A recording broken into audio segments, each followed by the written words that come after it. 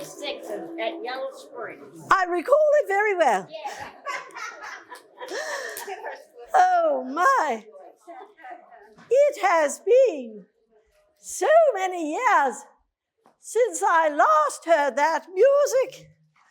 Why, it brings back a flood of memories for me. Why, it seems like only yesterday when my dear Franklin and I first entered the White House as the President and First Lady. But oh, so many years have passed. So many things have happened. Why, when I was growing up, I never imagined that one day I would be the wife of the President of the United States. I was a very serious and solemn little gal. I was so serious, my mother nicknamed me Granny. A nickname I detest to this day. I think, perhaps, my mother was the most beautiful woman I have ever seen. Anna Livingston Hall, always the belle of the ball. I knew from a very early age that I was a great disappointment to my mother. She once told me that since I did not have good looks, that I should always have the best of manners and always try to be my very best. I have indeed tried to be my very best. You see, my parents were very young when they were married. My mother was just 19, and I followed soon after the wedding. I was born on a sunny Saturday morning, October 11th, 1884, in Long Island, New York.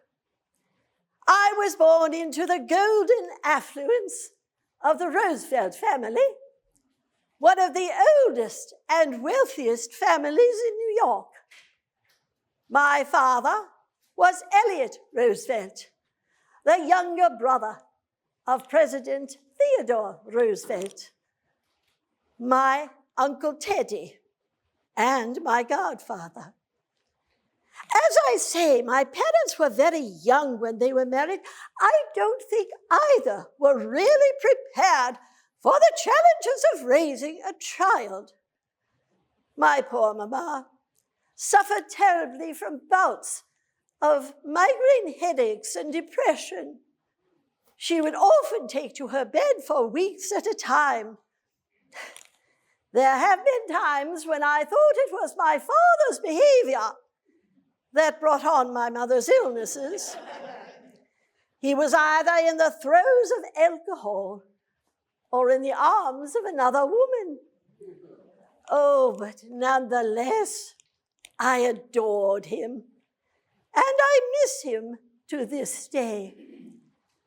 Sadly, those illnesses would take a toll upon my mother. She died when she was just 29 years old. She left behind myself and my two younger brothers, Hall and Elliot. Poor little Elliot would follow Mama in only a few months. Our poor father was grief-stricken.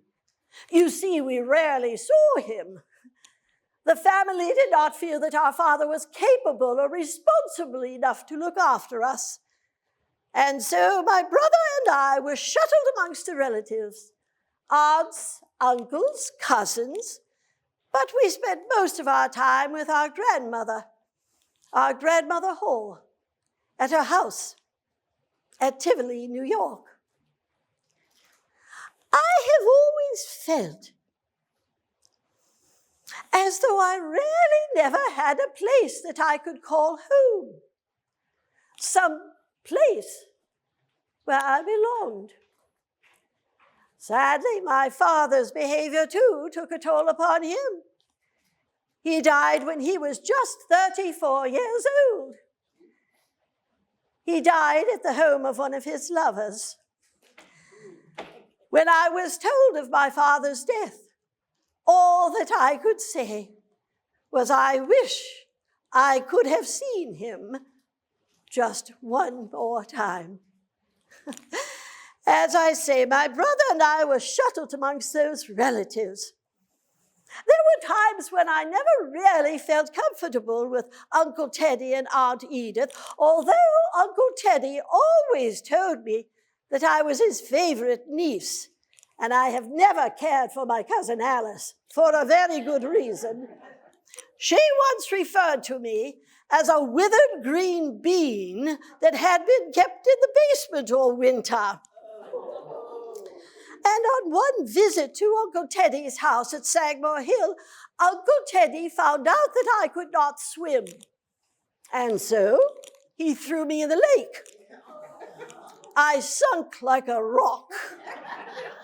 Well, he fished me out, and he gave me a very stern sermon on how Roosevelt never shows fear.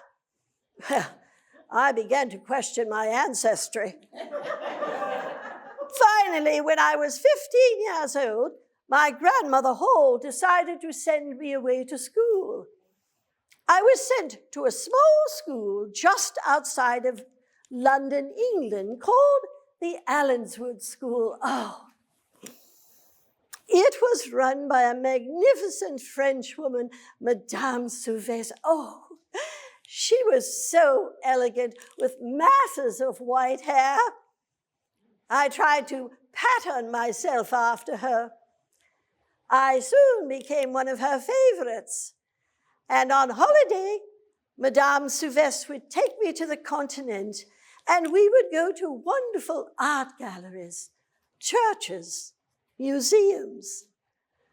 After my experiences with Madame Souvestre, I would no longer be that serious, silent little girl I had been before. Unfortunately, when I turned 18, I had to leave the Allenswood School. They forced me to graduate.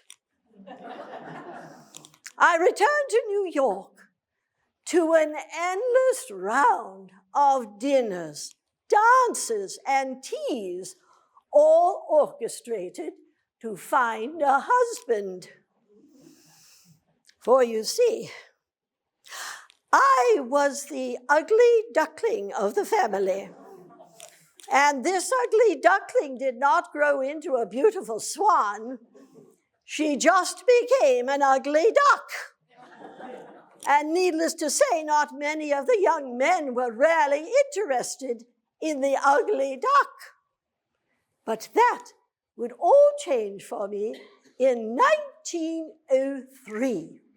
I was at a party at my cousin Corinne's house on Park Avenue when I became reacquainted with a distant cousin of mine, Franklin Delano Roosevelt. Oh, Franklin and I had known one another for years, but oh, he had changed so much. He was very tall and handsome. He was a college student then. Why, it seemed as though we had everything in common. We both loved reading. We loved poetry. We loved to take long walks together. And soon we would share a love of politics. Oh, I thought I had found my very best friend. I was very surprised to find out that Franklin had other ideas about the ugly duck. He was romantically interested in me. It was during the Thanksgiving holiday, and Franklin invited me to his family's estate at Hyde Park to meet his mother. Oh, I had met Sarah Delano many years before. I was hoping she wouldn't remember me. You see, Franklin was the only son of James and Sarah Roosevelt. James was 52 and Sarah was 26 when Franklin was born. He was her golden prince, and she was not about to share that prince with any other woman. It was after dinner that evening. Franklin and I were able to steal away for a walk, alone together. It was on that walk that my dearest one proposed to me. Oh, I accepted immediately. Franklin explained that he could not give me a ring at that time since he had not spoken to his mother about his wedding plans. And so he gave me this pin, which I have always cherished. Eventually, Franklin would write to Mother Sarah about our wedding plans. Mother Sarah said no. She said we were much too young to know anything about marriage, much less love. But then she finally agreed that if we would keep our engagement a secret for 1 year, she would give her permission. And so in December of 1904, the engagement was announced and the wedding plans were made. The date of March 17th, 1905 was chosen. I did not choose that date. Franklin did not choose that date. Not even Mother Sarah chose that date. It was chosen by the President of the United States, my Uncle Teddy. Apparently, the President would be in New York for the St. Patrick's Day parade. And he would be delighted to give the bride away. We were married at my cousin Corinne's house. Oh, the drawing room was exquisitely decorated with sprigs of lilac and orange blossom. I wore a lovely ivory brocade gown with lace that had belonged to my mother and my grandmother. For once in my life, I really felt beautiful. As I approached my waiting groom, he whispered, "I am the luckiest man in the world." I replied, "I am the luckiest woman." Immediately after the ceremony, Franklin and I found ourselves alone with Mother Sarah. You see, all of the guests had actually come to see the President of the United States and not to attend a wedding. And so as soon as the President left, so did all of the guests. Oh, but Mother Sarah, she had seen to everything. She planned a 3.5-month honeymoon for us to Europe, complete with a chaperone. Oh, Franklin and I visited all of the capitals and all of the tourist spots. Oh, Franklin constantly took photographs of me. I've never really felt very comfortable in front of the camera. But there was one photo. I believe Franklin took that one in Venice. I've always liked that one. While we were on our honeymoon, I wrote to Mother Sarah nearly every day. I told her she was very lucky now. She had 2 children to love her. I wanted her to love me just a little bit. I wanted her to find a small corner of her heart for me. I had once told Franklin that it was our duty to make sure that Mother Sarah was happy. Little did I know what a heavy duty that would be. Oh, the journey home for me was absolutely dreadful. I was seasick the entire time. I spent the entire trip below deck in our cabin. When we arrived back in New York, I found out that I was not seasick. I was pregnant with our first child. Anna Eleanor was born the following spring of 1906. She would be followed by 5 sons. Why, in that first 12 years of my marriage, I felt as though I were preparing to deliver a baby, delivering a baby, or recovering from a baby. Of all my children,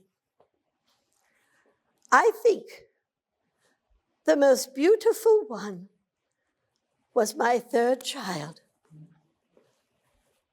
Franklin the First. He was a very sturdy baby when he was born. He weighed nearly 11 pounds. But sadly, when he was just 7 months old, he passed away. I thought that I would never stop crying. Surprisingly, it was Mother Sarah who came to my aid. She would sit with me for hours on end as I wept. She made bottomless cups of tea. She even spoke to Franklin. She told him that he should be more patient, kind, and gentle with me. Well, eventually, I would recover from that loss. But I have never forgotten that beautiful baby. As our little family grew, so did Franklin's political ambitions. In 1910, Franklin was elected to the New York State Legislature. And so we moved our little family to Albany. Oh, I was so excited. This was the first time in my life that I would have a home of my own. I was so thrilled to be out buying linens, towels, dishes. Oh, I rearranged the furniture constantly.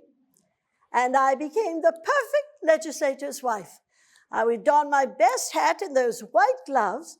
I knew all the other legislators and their families by name. Whenever possible, I would go to the floor of the legislature to hear Franklin speak. But I knew that was only a stepping stone to something much higher. In 1914, Franklin was appointed as the Undersecretary of the Navy. And so we again moved our little family, this time to Washington. And again, I became the perfect cabinet member's wife. Best hat, white gloves. I knew all the important people, every one of them, in Washington. I knew everyone, and everyone knew me. I became so busy that it was necessary to hire a social secretary. We hired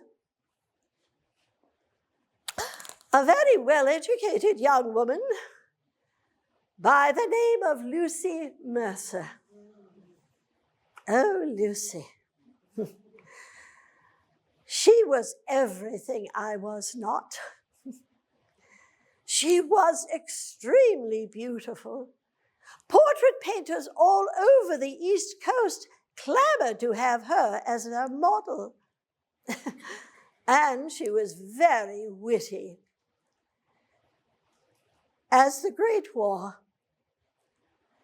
came to an end in 1918, Franklin was sent to France to oversee the closing of a naval installation there. Upon his return trip home, he became dreadfully ill with pneumonia and the influenza. So many of the young men had died from the influenza. Franklin was so ill that he had to be carried off the ship. When he arrived home, I cared for him night and day. One evening, I was putting away some of Franklin's things when I came across a packet of letters addressed to my husband. I recognized the handwriting immediately. It was that of my social secretary, Lucy Mercer. I hesitated to read those letters, but I did. It became immediately evident to me that the letters were of a very intimate nature. I was so angry with Franklin, I wanted to confront him about those letters. I could not sleep at all that night. The following morning, I asked Franklin bluntly, "Are you in love with Lucy Mercer?" He would not answer me.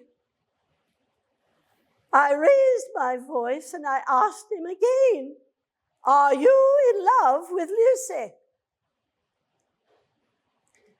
He finally said yes.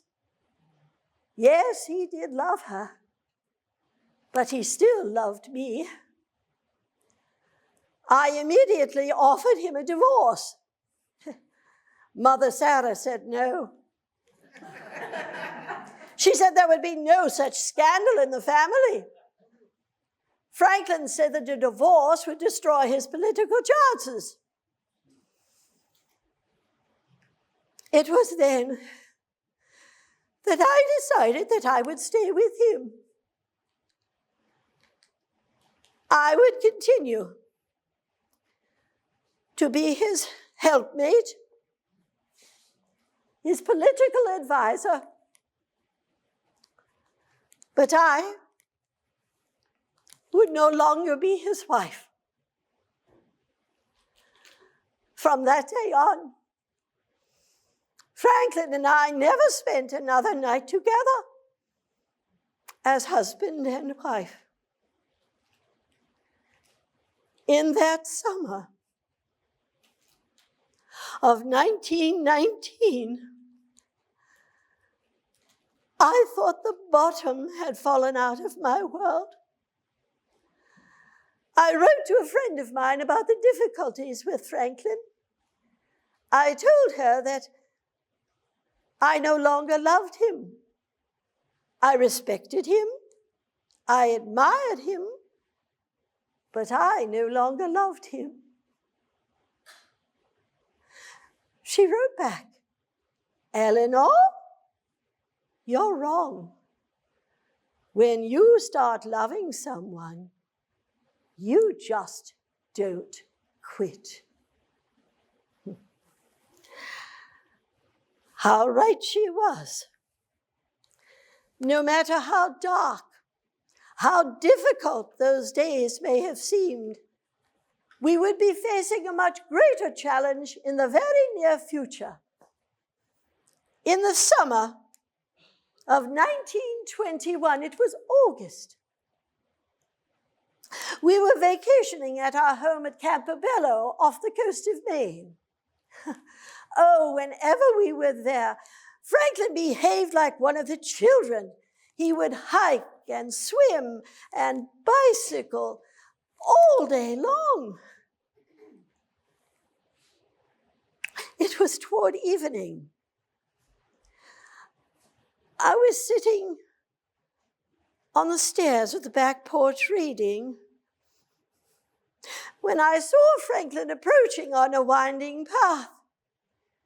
It appeared that he was having a great deal of difficulty walking. When he finally came to me, he said that his back was aching terribly and that his legs were very heavy. I told him it was probably all of the activity a hot bath, early to bed, he'd be right by morning. That evening, I took a supper tray to him. He said the pain in his legs had grown much worse. By the next morning, he could barely stand. By that evening, he could not stand at all. Eventually, the doctors would diagnose that Franklin had contracted infantile paralysis, polio. And furthermore, that he would never walk again. And so began another battle with Mother Sarah. She wanted Franklin to retire to Hyde Park and collect stamps. I knew that is not what he wanted, and that was what I wanted for him. Franklin would not give up the idea of walking again. He would read everything that he could find on the subject of polio and its treatment. He came across a small town in Georgia called Warm Springs.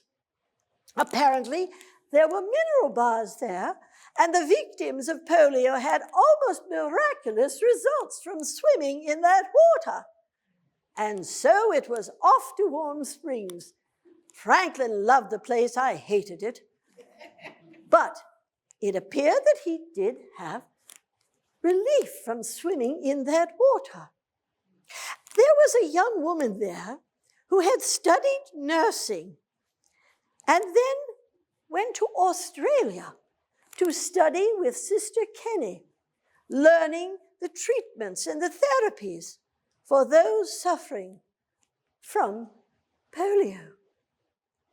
This young woman's name was Alice Converse. She was from Superior, Wisconsin. Alice designed and built heavy steel braces to aid Franklin in his walking, 10 pounds on each leg. Franklin would don those braces, walk up and down the driveways, perspiration pouring from him. But he would not give up the idea of walking again. And he would not give up the idea of running for office again.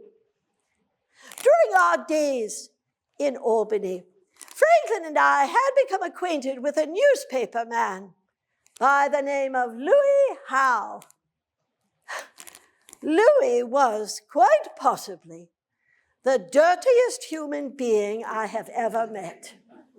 He always smelled of cigars and whiskey, but he had a brilliant political mind, and he adored Franklin. Louis told me that it was my job to keep Franklin's name alive in front of the public. I was terrified of speaking at a public meeting, but Louis would drag me to these meetings. As I spoke in the front of the room, Louis sat in the back and made faces at me. Well, I learned to speak in public, and I kept Franklin's name alive. Franklin was elected as the governor of New York in 1928, but I knew his aspirations lay much higher. In 1929, our nation was plunged into the greatest economic depression it had ever known. Thousands of factories closed. Thousands of Americans were thrown out of work. People lost their homes. Farmers lost their land. Many Americans were starving. The Hoover administration was unable or uncaring. They could not solve those problems. But Franklin thought he had a plan. Franklin was elected to his first term in the presidency in 1932. He immediately went to work on an alphabet soup of plans. There was the NRA, the WPA, the CCC, just to name a few. Some were successful, some were not.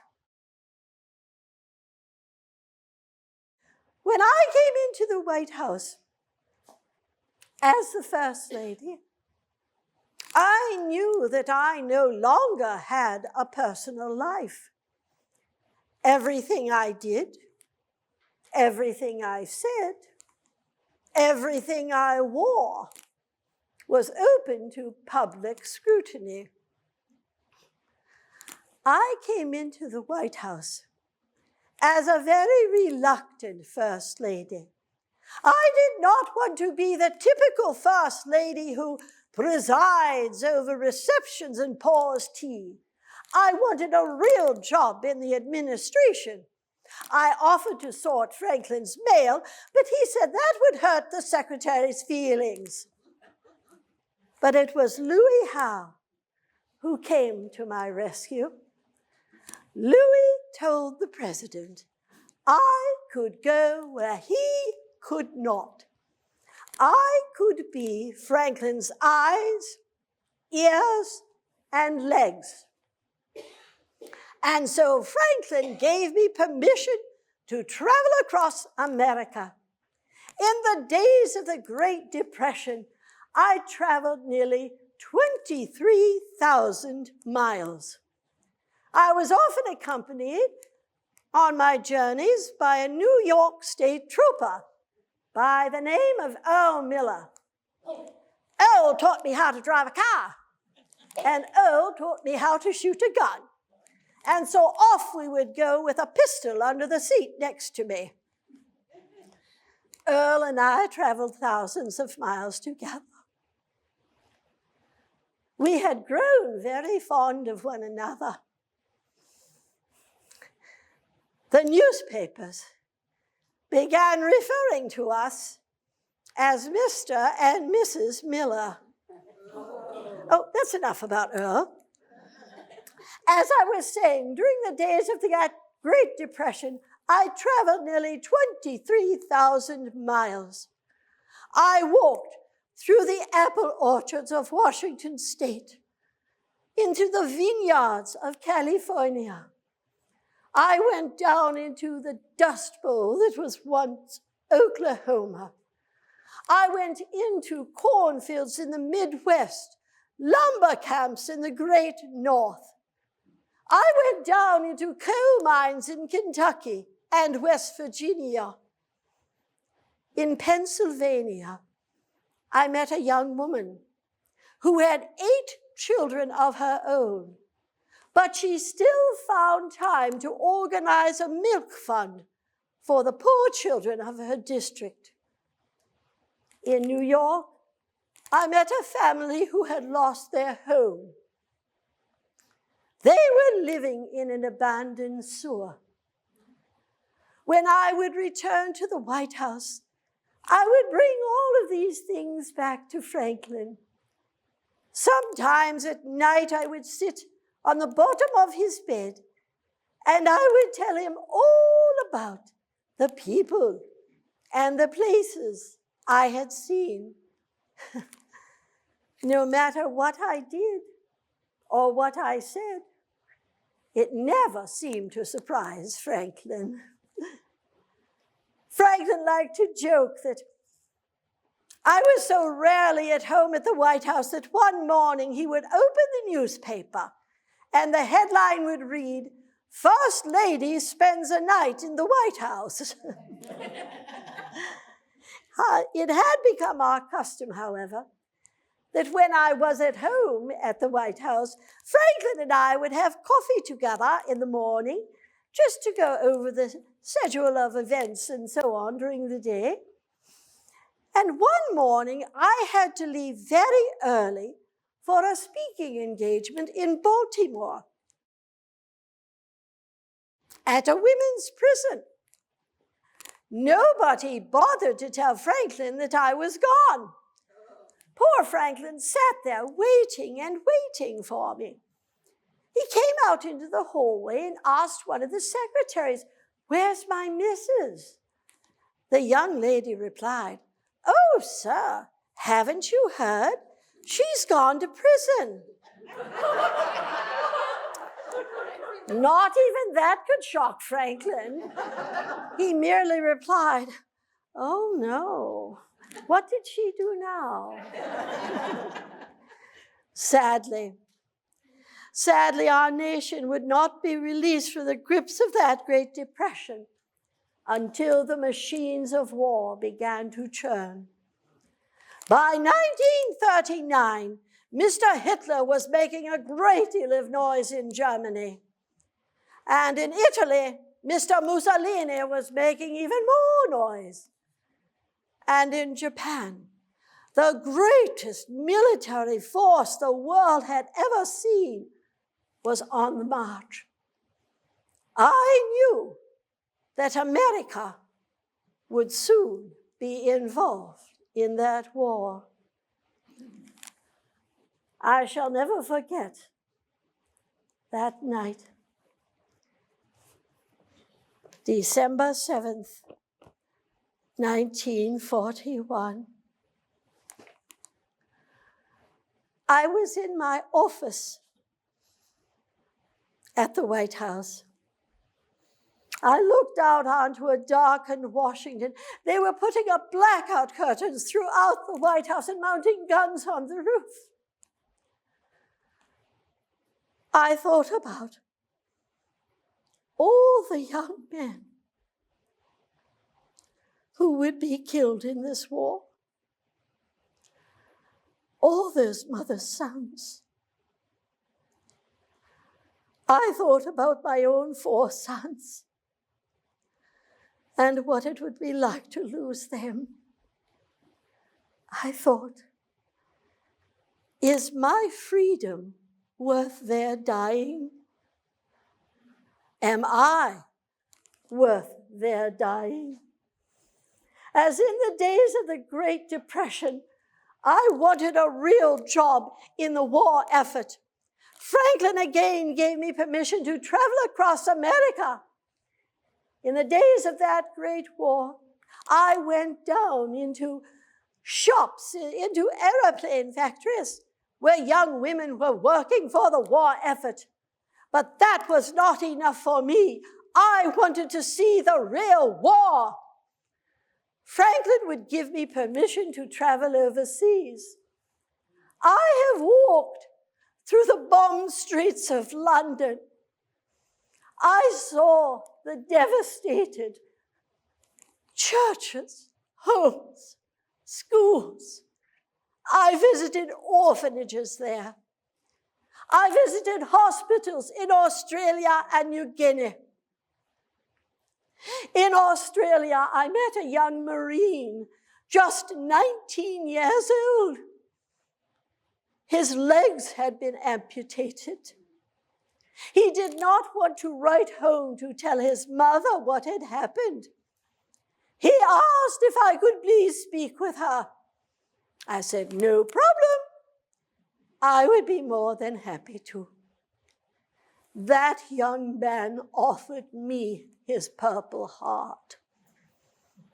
I told him, there is no way that I could ever earn such an award. For you see, I am a coward. There were so many wonderful young men and women serving our nation. I could recall hundreds of stories. One in particular comes to mind.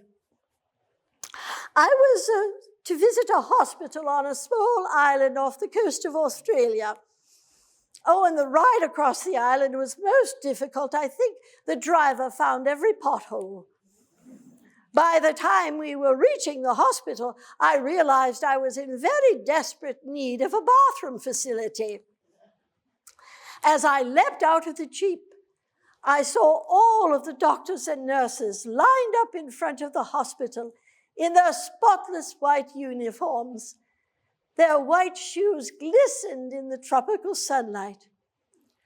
I saw one very young nurse at the end of the line.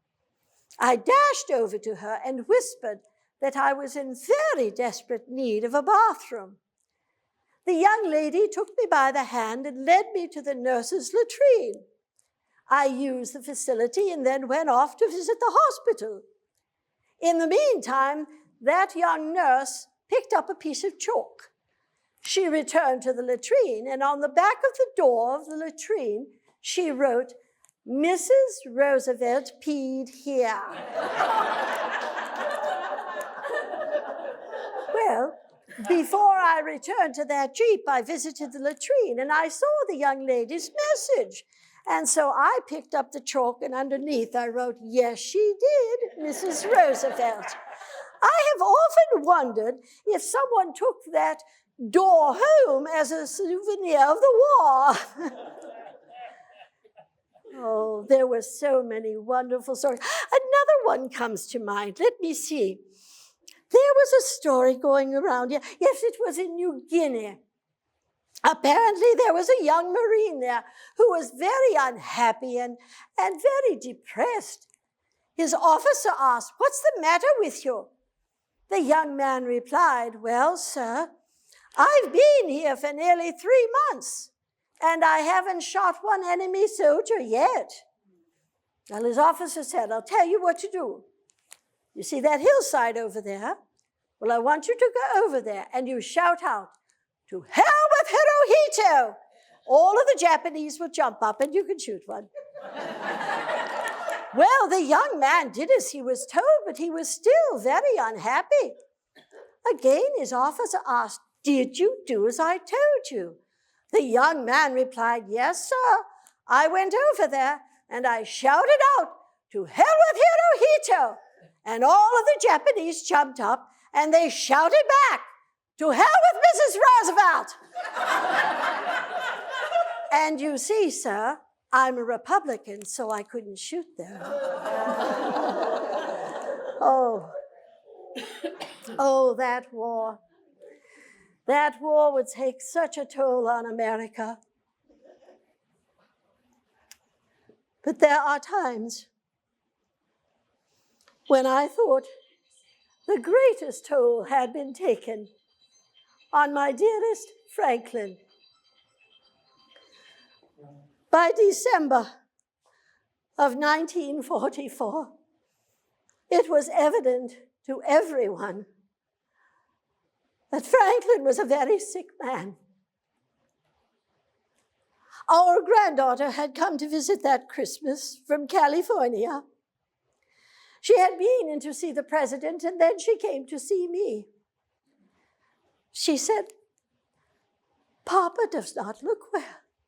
He's very thin. His clothes don't fit." Franklin had lost nearly 40 pounds. By the spring of 1945, we had convinced the president to take a short vacation to Warm Springs. Whenever he was there, he was re-energized, reinvigorated. On the evening of April 11th, I spoke with him on the telephone. He said he was really feeling much better. His appetite had returned. He thought he'd be up to his old weight in no time. Before we said goodnight, he said to me, "Babs, I have always loved you best." I replied, "You will always be my best boy." That was the last time I ever spoke to him. On the afternoon of April 12th, I was in Washington. It was a women's club meeting, a fundraiser. I received an urgent phone call from the White House. It was Mr. Stephen Early. He was an advisor to the president. He asked that I return to the White House immediately. He did not wish to discuss it on the telephone. Somehow, I knew what had happened. On that ride back to the White House, I had to fight to keep my mind clear. I thought about what it would be like now to be alone. I thought about what Franklin's death would mean for the country, and indeed for the world. When I arrived at the White House, I was greeted by Mr. Early and Dr. McIntyre. They told me that earlier in the day, the president had suffered a stroke, and that shortly before 3 o'clock, he had passed away. I asked to be left alone for a moment. All those 40 years streamed before my eyes. All the love, the joy, the grief, the betrayal. But it was over now. The story had ended. I then began to make all of the important phone calls. I spoke with Mr. Truman, such a kind, sweet gentleman. He said to me, "Mrs. Roosevelt, what can I do for you?" I replied, "What can I do for you, Mr. Truman? You are the one in trouble now." That evening, I flew down to Warm Springs to the little White House. It was just a cottage Franklin had built there. The light on the porch was always left burning whenever the president was home.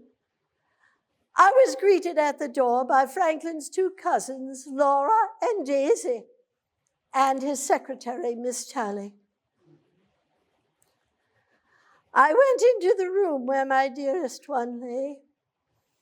I closed the door behind me. And again, all those years flowed before me. But it was over now. It was finished. I came out into the living room of the cottage and I saw a large, unfinished portrait of the president there.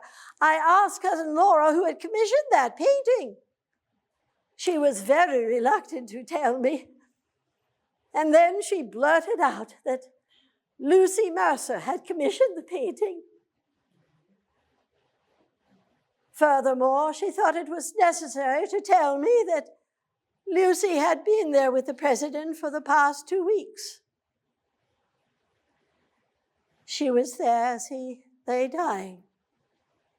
No, I would not let that old demon rise up and take hold of me. It was over. It was finished. The next morning, the president's body was placed aboard the train for the trip to Washington. Thousands had gathered there at the little station at Warm Springs to pay their respects. As the train pulled out of the station, I looked out and I saw a young black soldier, tears streaming down his face. And he sang out in a very clear, loud voice that old hymn, "I'm going home, I'm going home." And I thought, yes, I am taking my dearest one home for the very last time. That night as I lay there aboard the train, I looked out onto the darkened countryside, a countryside Franklin loved so well. People gathered at the trackside to watch the train pass. Many of them held up signs. A man held a sign that read, "Roosevelt was my friend." A young woman held up a sign that read, Roosevelt saved my family. My heart began to soften, and I began to understand how much this country had meant to Franklin and how much Franklin had meant to the country. Franklin had lost the use of his legs, but he taught a crippled country to walk again. After my husband's death, I thought that my years in public service had ended. I thought that I would merely retire to my home at Valkill, New York, and become a doting grandmother. But that was not meant to be. I have traveled the world over. I sat at sunset in the shadow of the Taj Mahal, a scene my father had related to me many times. I have been a witness at the birth of the new nation of Israel.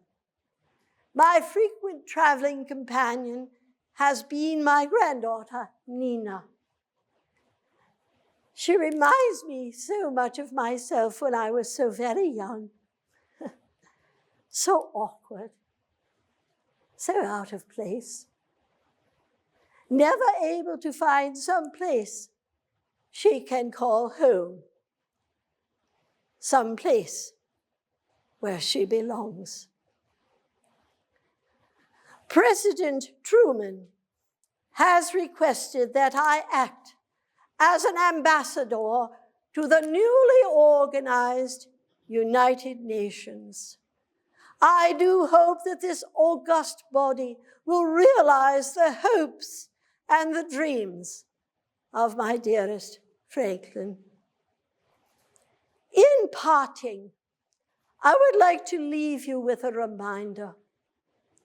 All of the young men who serve and fight for us are our young men. Their parents may be of a different race or religion, but they are all our young men. Your heart may be tied to just one young man, but it must be with them all. For when one of these young men dies alongside his buddies, he is our young man, so that we might continue to say, we live in the land of the free and the home of the brave. I shall leave you now with a short prayer, one that had sustained me in the long, dark years of the war. Dear Lord, if I become apathetic, if I become complacent, if I become too self-satisfied, let me always be reminded that somewhere out there, a young soldier has died for freedom. A young soldier has died for you. Let us ask and answer, is your freedom worth his dying? Are you worth his dying? Thank you.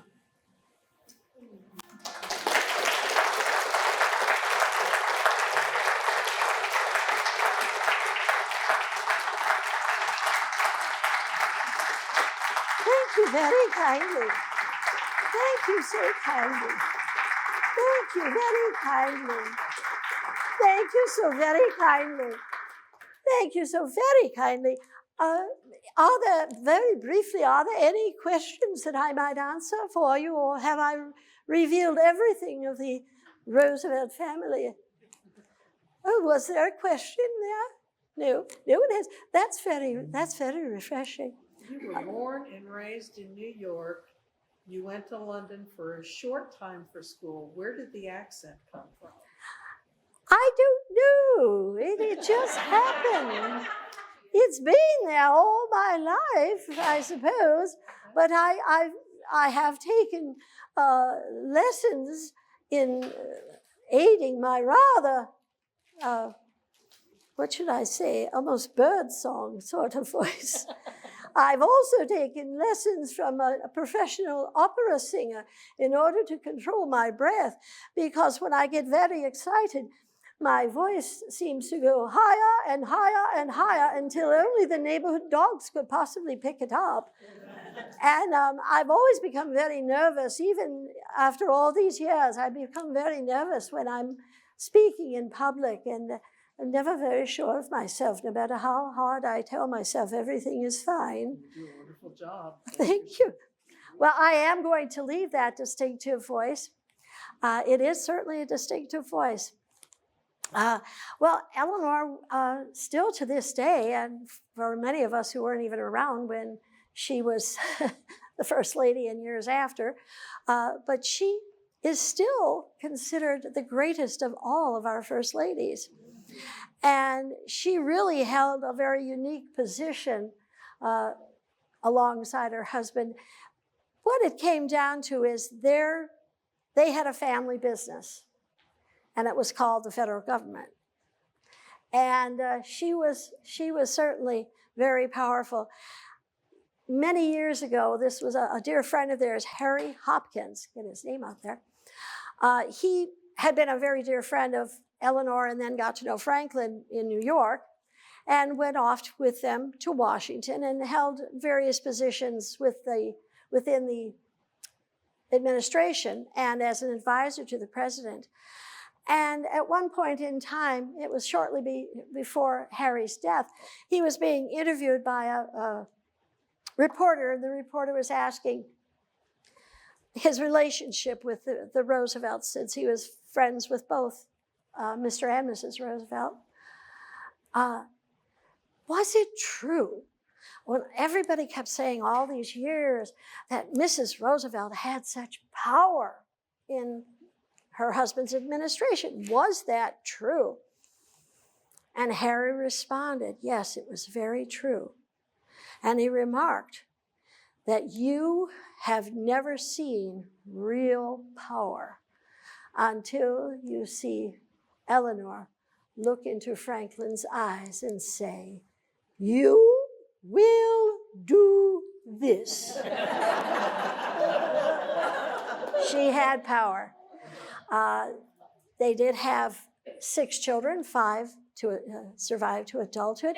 They would eventually have 14 grandchildren. Many of those grandchildren would be cycled through Eleanor's house at Valkill. There's a wonderful photograph of Eleanor standing. There's kind of like a picnic pavilion at the back of her house.